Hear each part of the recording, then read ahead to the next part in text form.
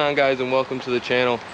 Today's video, we're going to be working on the GTO again. I don't know if you seen a video or two ago, but we did a oil pressure gauge from AEM. Came out pretty good. Now we're going to start working on doing an AFR gauge.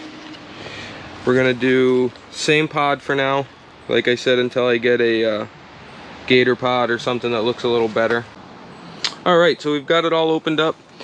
You obviously get the harness that's going to plug into the gauge that we're going to use. We're going to run the same way we did the last one for a power and a ground. And then the other wires are going to be for if you were running a standalone ECU. So you can use this to go to the ECU and report back changes, and if you have it in learning or whatever, you can make it so that it'll target a certain range that you want. We don't need that yet, as we are still on a stock ECU, just running HB tuners. I have seen that you can possibly run this so that it will read through HB tuners, which would be pretty cool for tuning and whatnot.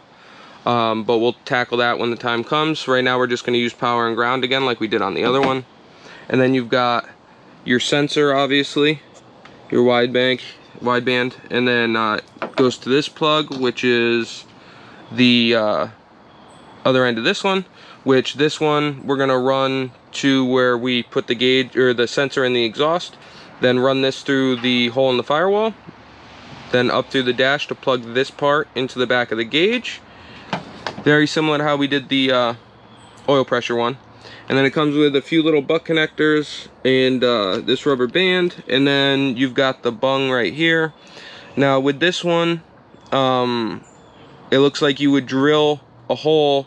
I don't know if you guys can see that, the outer lip there, you've got like a step. So you drill to the smaller size here so that that just barely fits in, and then you weld right around here. We're not going to get that done today, but we will get it done before you guys see the video. So, then obviously the gauge, but it also comes with the instructions. This is the exact part number that I'm going with. That's the kit that we've got right here with the Bosch LSU 4.9. From what I've seen, they're a pretty decent sensor, last decently as long as you mount it in a good spot where it's not gonna get all crudted up and get water and everything else. I did notice on this little card that the gauge comes with, though, that they do have, I don't know if you guys can see that, but it's a weldless bung. It's it says ease installation, no weld O2 sensor bungs, 2-inch to 3.5-inch diameters, about $40. For someone that couldn't weld or didn't want to weld, that looks like it could be a viable option. I don't know if you'd have any issues with air getting in and throwing off your readings, but I'm sure that some people have used it with success. So then they've also got some other little nifty things, weather resistant gauge boot for maybe if you were going to mount it on the hood or something outside the car. And then they've got tall fin stainless bungs, which for certain applications I'm sure would be nice. And then you can get another sensor right at AEMelectronics.com. They got a whole bunch of good stuff on there. Now I do want to touch on one subject, okay? The everything I've seen online with these gauges is there are a lot of people out there trying to sell fakes. If you buy it from eBay or Amazon or something, definitely be very cautious who you purchase it from, who the seller is. I try to buy through known sources, Summit, people like that, big companies, Motion Raceworks. I don't know if they sell these particular ones, but companies like that you can trust. Because I have heard a lot of horror stories of people buying these thinking they're getting the actual AEM gauge, and they get some crappy China knockoff, and it's just a big headache for everybody involved. So I just wanted to let you guys know, if you're going to buy anything like this, whether it's the oil pressure gauge that we have, they have tons of other gauges, boost gauges. Just be very careful who you buy from. I personally like these digital electronic ones. They do have all kinds of other gauges, like different styles. You can get this one with a silver face plate if you want. I like them just because A, they look kind of modern to fit the car, but also see how slim that is.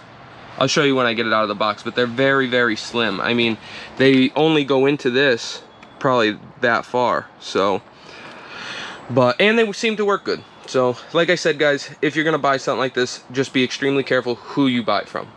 Now, let's get to putting this thing in. All right, so first we gotta go ahead and take this, I think it's the horn for the alarm, because it's not the actual horn, but it's definitely a horn. So I believe it's for the alarm, but we got to take this out. All right, this is that horn that was in there I told you guys about. So we got that out of the way now. Now, I don't know if you guys can see down in there, but this black wire right here, I don't know if you can see that, but that black wire, I made a hole under the rubber boot that goes through the firewall there. So we're gonna try to go ahead and utilize that same hole and put the harness that we need through there. This is the one that's got to go to the sensor.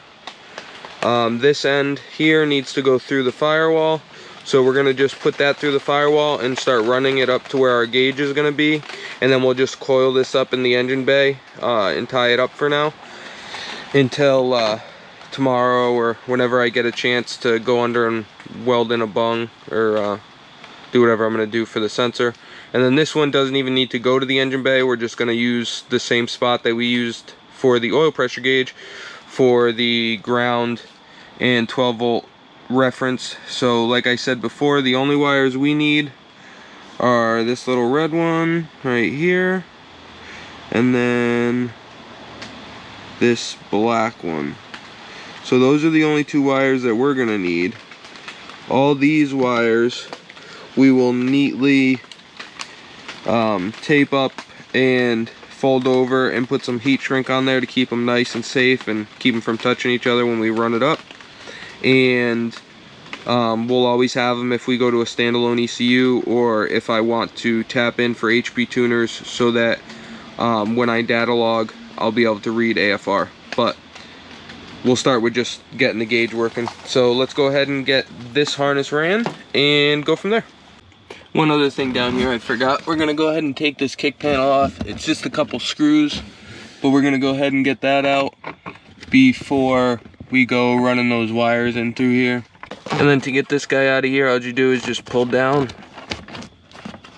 and it'll come out of the little pins, and then it's got an arm there that clips on right there, and then that one over there, I don't know if you can see it, but it's got a slide off. So it slides onto that one and it clips on to that one. So we got the panel out of here, your fuse box is right there and whatnot.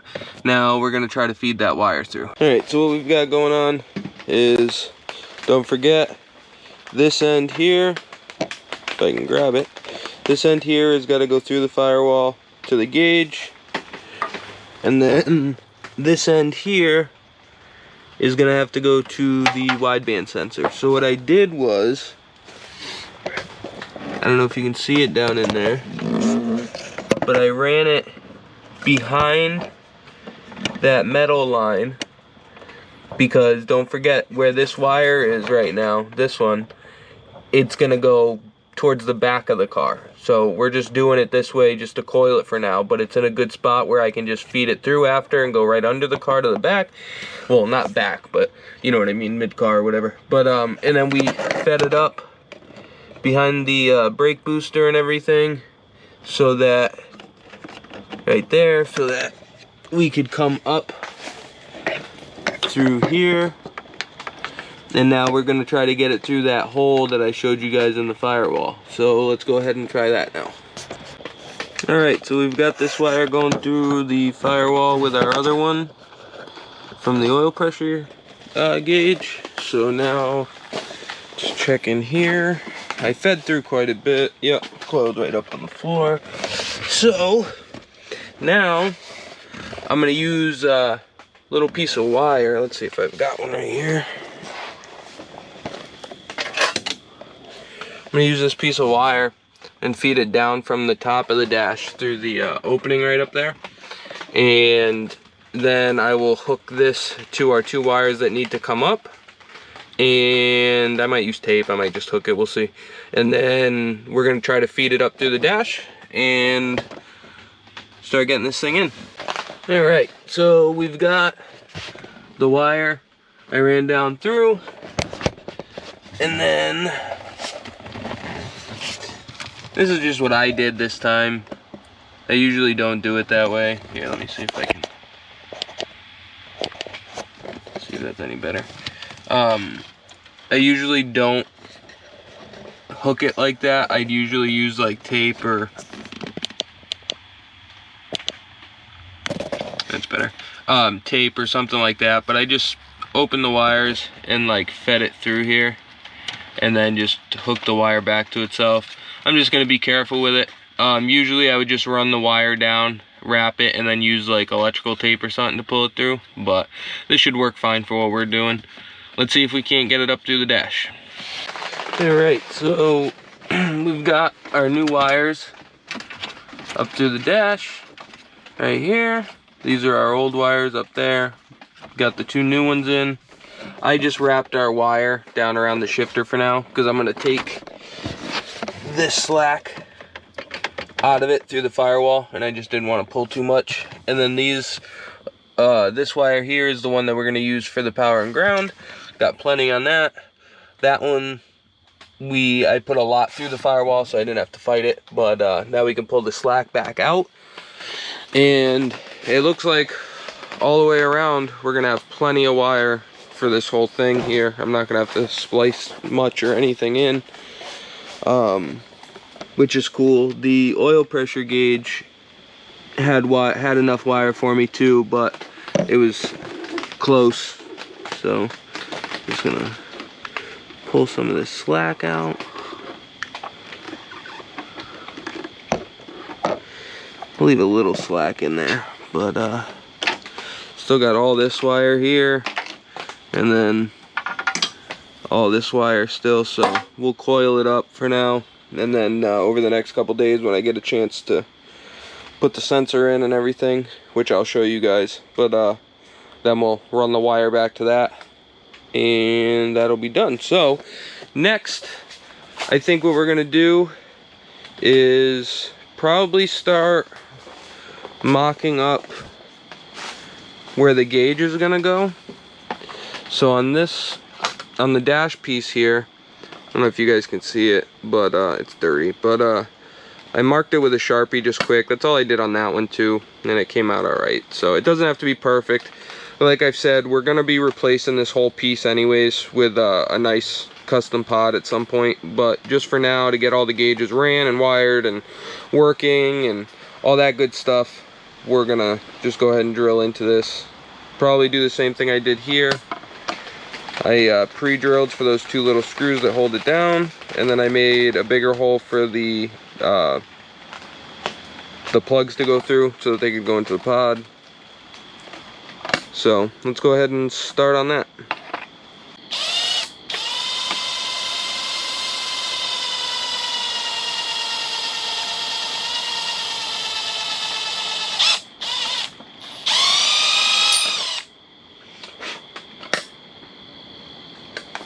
Alright, that's one. Now I'm going to just go ahead and set my gauge pot on there, or my mount on there. Make sure that we still think it lines up half decent. Yeah, I think we're good there. So what I'm going to do... Yep, my hole's in the right spot. I'm still just going to hold this here for a second.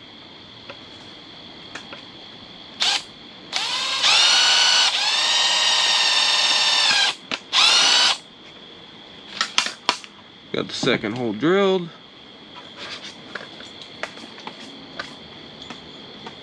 Just like that.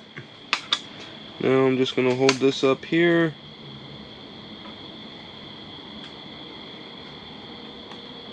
About where we want it, right there. And then I'm just trying to decide here how I want to do this hole, because I don't want to do it way back here behind the grommet, because then it just looks crappy, where with this way you don't even really notice it when it's in the car. So I'm going to try to do about the same thing with this one. Alright, so I've got one screw in holding that for now. Now we're going to go ahead and use a step bit to make a hole that our plugs can fit through. Some people would put it back there lined up more with the grommet. I wanted to hide it, and the gauge pods have a little slit in them, so I put the wire in, like, in that slot instead of going through the grommet, and then when it's down from outside the car you can't even really see anything, so it looks pretty clean. So I'm gonna go ahead and start drilling.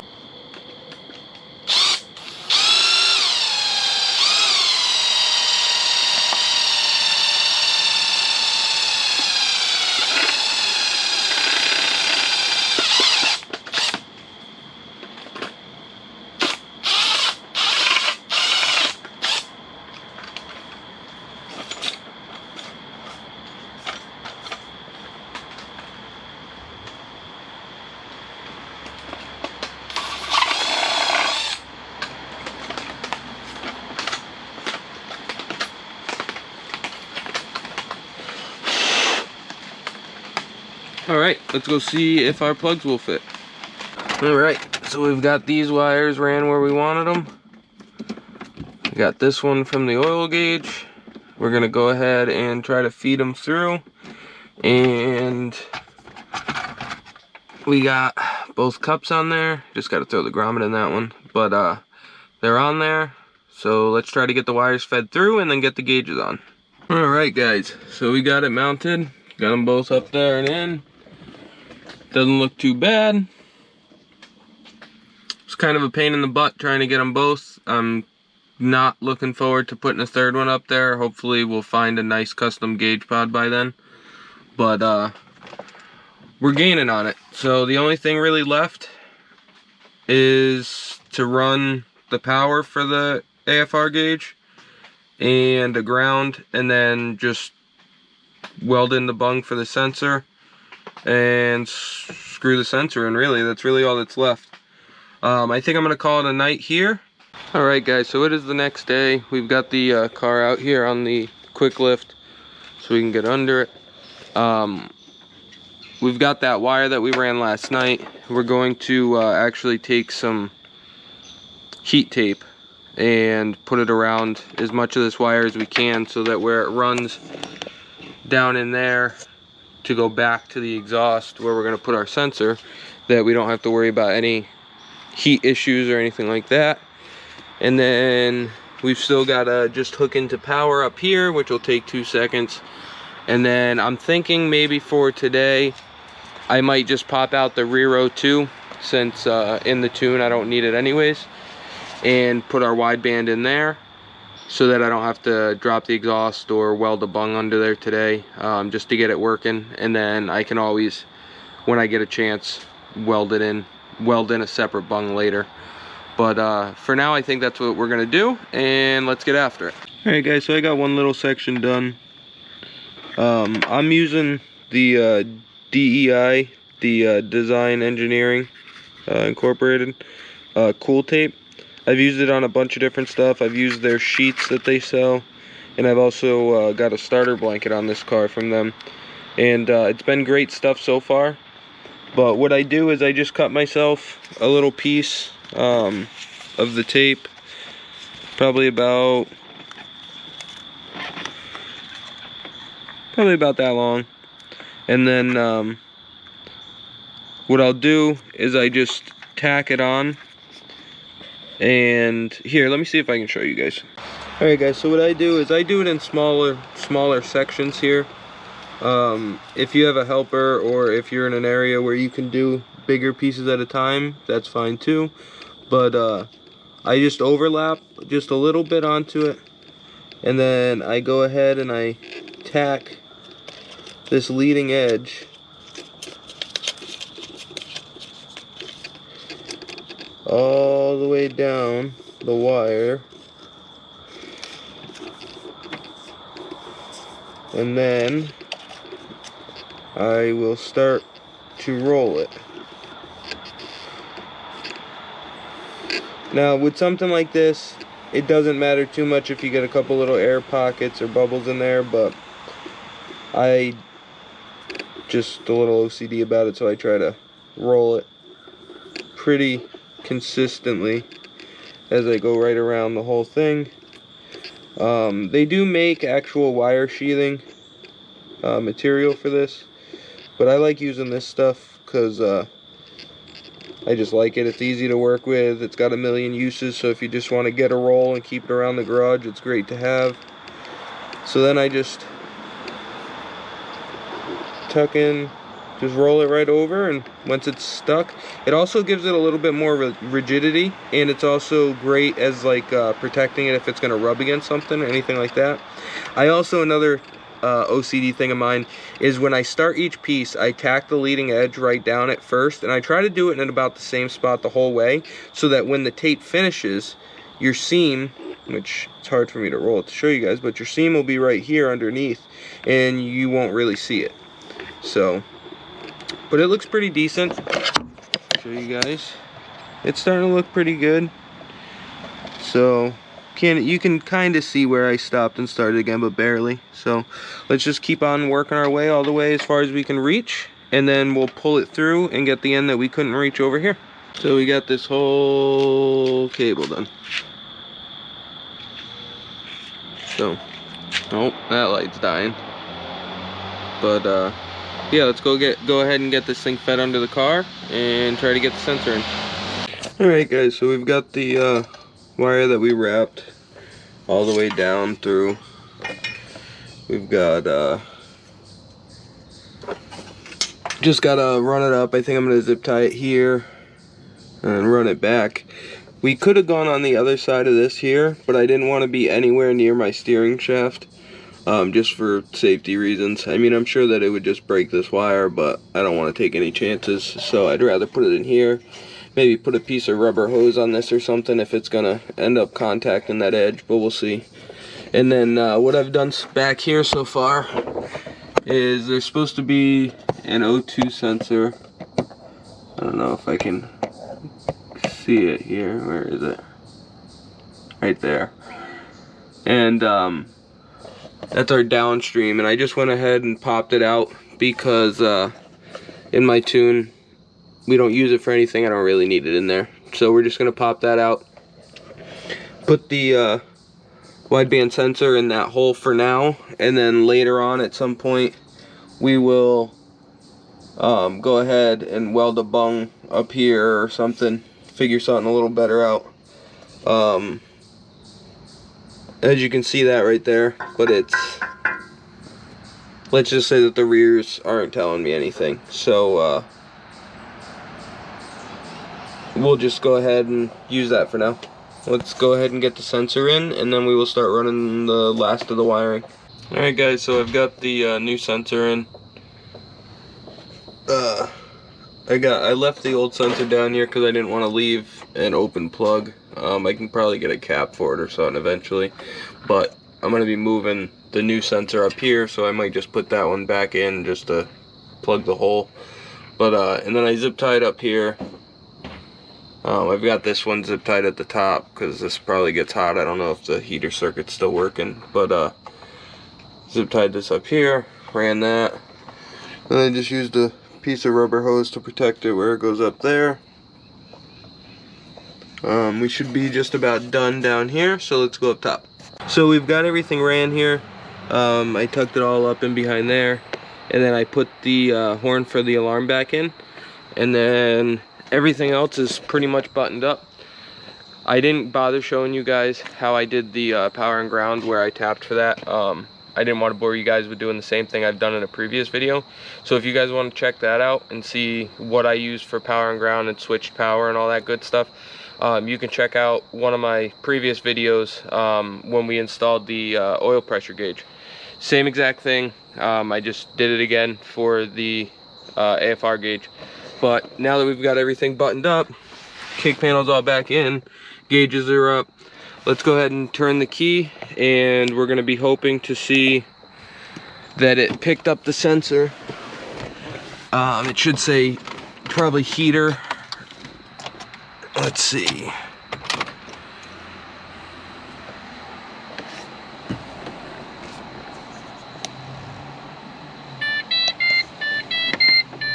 Yep, it's heating.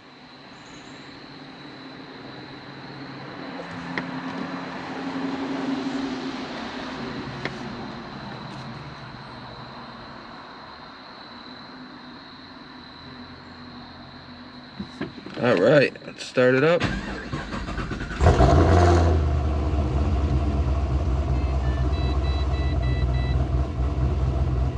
It definitely is working.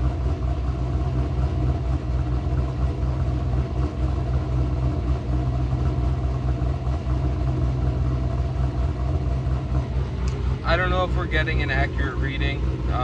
A, because the car's cold, it's got a big choppy cam in it. We'll take it for a ride here in a minute and see if it levels off. And I also, like I said, I've got it way back in the O2 sensor, the secondary O2 sensor downstream spot. So if we have any kind of air leak up ahead of that, or there's a bunch of things that can affect that. So we'll take it for a ride and see. It is reading, which is a really good sign. If we don't get accurate results, we're just gonna go ahead and put the bung in. So, I mean, we're gonna put the bung in anyways, but if it's not accurate at all, then we'll go ahead and do that sooner rather than later. But we'll take it for a ride here in a minute and see what happens.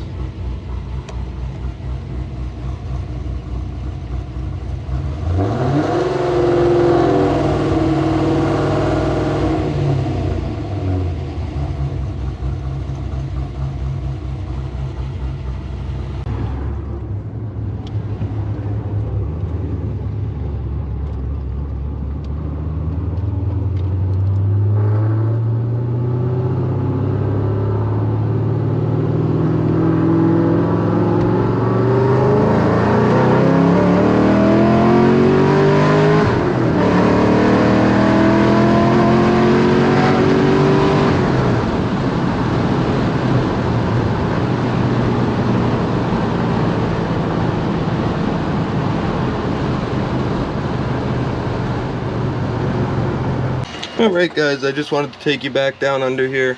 I don't know if you can see it, but we got the wideband welded in there.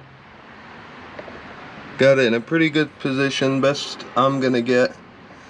Put the rear O2 back in. As you seen, we took that out to test the sensor first. But now that's all welded in, and this job is done.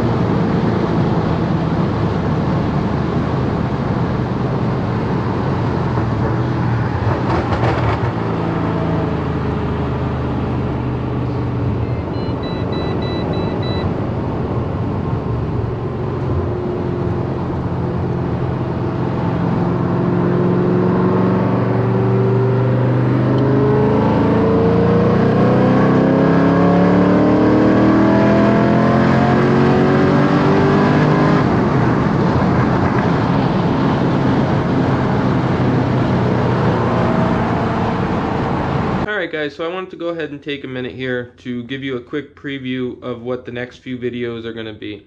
So I wanted to do a video about a couple handheld tuners. They are going to be canned tunes, if you will.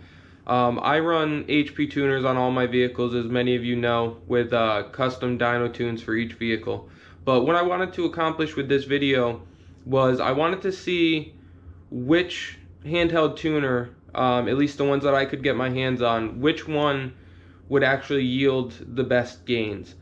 So what we've got here to work with is we have a Diablo Sport Trinity T2 Platinum, and then we also have the Super Chips from Flashback. And then what we're going to be using to monitor which one actually gives us the best gains is the Draghi Motorsports GPS performance tracker.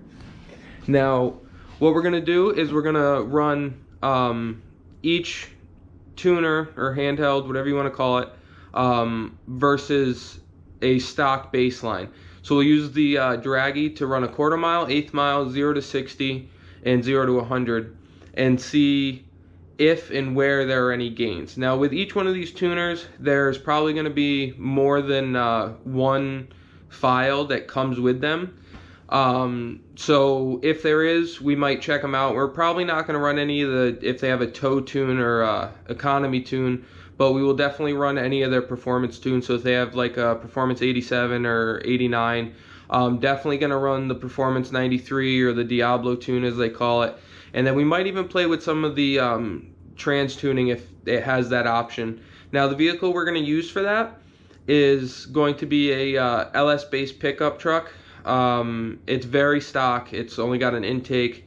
I figured it'd be a great vehicle to get some baselines, something that you guys might be able to relate to. So hopefully you guys will look forward to that, and hopefully it's something that you guys will want to see.